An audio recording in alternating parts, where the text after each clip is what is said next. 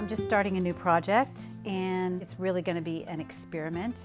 I wanted to keep the color palette pretty small, and I started with this paper that I made on the jelly plate. I love the colors. It's a very, very soft teal green against a really nice yellow orange.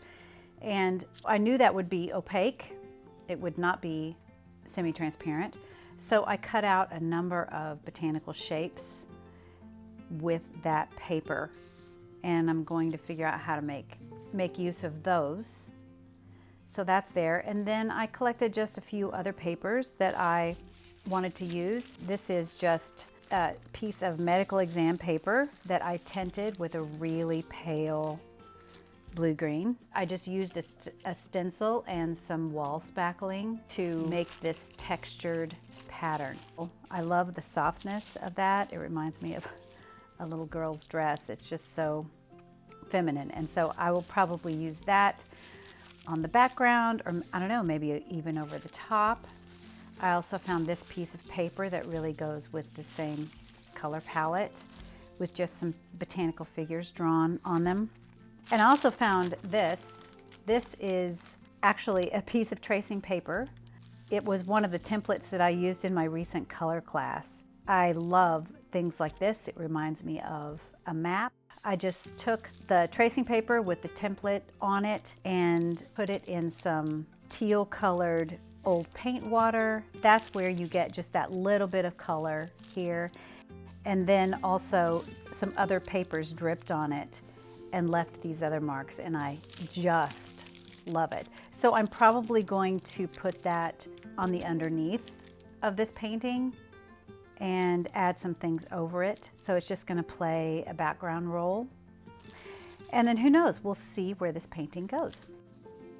It's really interesting for me from this vantage point to watch me make this painting, because what I didn't know at that time is that it was really resulting from what I now am very aware of, and that is a time of deep experimentation and change, that creative urge to explore and find something new.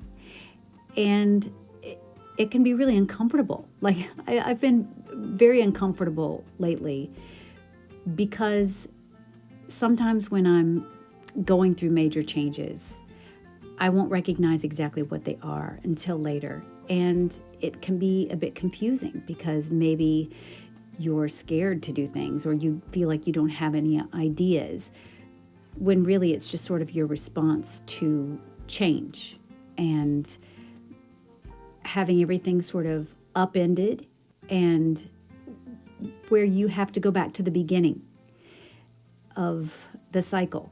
And that can sometimes feel unnerving or make vulnerable, I guess.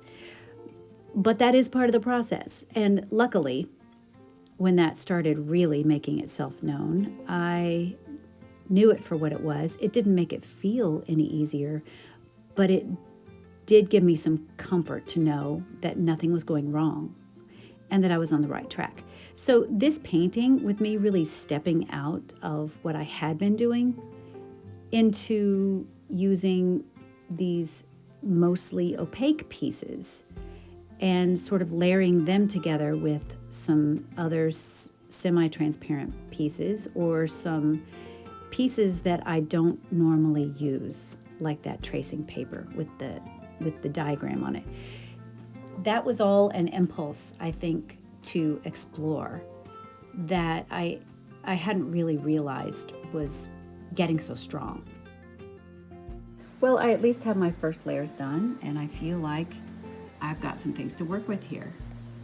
I will probably be adding some medical exam paper or some tea bag paper to pull some areas back. I know that I don't want as many of these dots here that I've made with the spackling over the stencil. I don't want so many over this surface. So I'll have areas where I pull back. I'll have other areas where I'll bring forward, either with paint or maybe with a gel pen or something. And I'm sure I'll be adding some papers, but I feel like I have a good start to this layered botanical. And if you'd like to learn more about that process, I have a class called the Layered Botanical. You can find the information in the description on this video. So it's really kind of rare that I will just make a wholesale change and completely change directions, but occasionally that will happen. And I think with this, I'm not making an entirely new change, but I did find myself wanting to bring in these new elements that I was doing in other projects. In just a little bit, you'll see me bring in some needle and thread, which is simply because I was working on a bunch of art journals using the Coptic binding method, where I was learning to stitch my own journals together. So I had needle and thread in my recent experience, and I just wanted to use it. And here I also have, from those projects with the journals, little slivers of mixed media paper from paintings that I used for the covers of these books. And I would glue them on the covers and then have these little slivers that I needed to trim off of the edges. And I just thought, I'm going to save those. They're beautiful, and I want to see how I could maybe use those in a painting. So I'm trying a number of different things here in this painting, which is really just an attempt to answer the call, I guess, from inside that says it's time to go onto a new path. Even if you're going to, let's say, stay in the same forest, but you need to go onto a new path that is uncharted and unknown to you. And this can be incredibly exciting and invigorating, but also can also feel, almost at the very same time, unnerving, because you're used to feeling like you know what you're doing in whatever medium you're using. And when you start adding in these new materials and ideas, you don't know how it's going to turn out. In fact, you can almost bet on it not turning out the way you thought that it might, or the way you hoped it might, because you're just learning, and that's what this is all for. So it really is just an exploration and reminding myself all along this way that I'm exactly where I'm supposed to be. You know, every time we set off on a new trail and it's bumpy and we don't know where we are, even though it's bumpy, it doesn't mean it's wrong. It's exactly what we're supposed to be doing, and that's really what it is to be an artist. So having those periods where you just sort of pull out all the stops and you start getting these crazy ideas that haven't been at play, and suddenly you want to use in one painting like three new mediums that you don't normally use. I think that's like a good indicator that something new is happening, and this is really a good thing. So now I've pulled out my white gel pen and I'm just trying it out on this painting.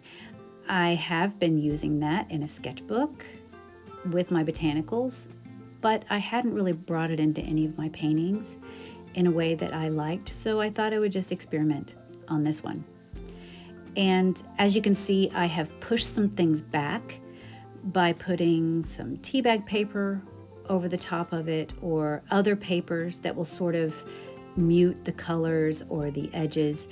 And these figures that I've put on the very top, this very last layer, I'm even accentuating with this gel pen, because just the fact that I'm accentuating it by outlining it makes all of the other things in the back recede even more. As you pull something forward, everything else moves back a bit more without you having to do anything to it. So that's what I'm doing here. I'm trying to get that balance between what's forward and what is just supporting in the background. So here's where the painting finally landed. Saturation got a little bit high on this photograph, but I was pleased with just the different elements involved.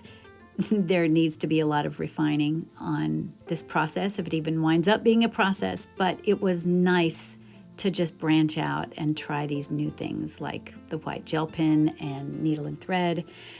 And here it is just in a mock-up setting, so you can see what it looks like at the finish.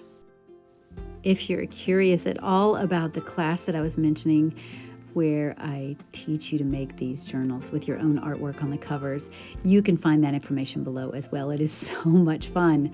I just can't stop making them. Well, as always, I so appreciate you spending your precious time with me. It is always an honor and a joy. Happy painting.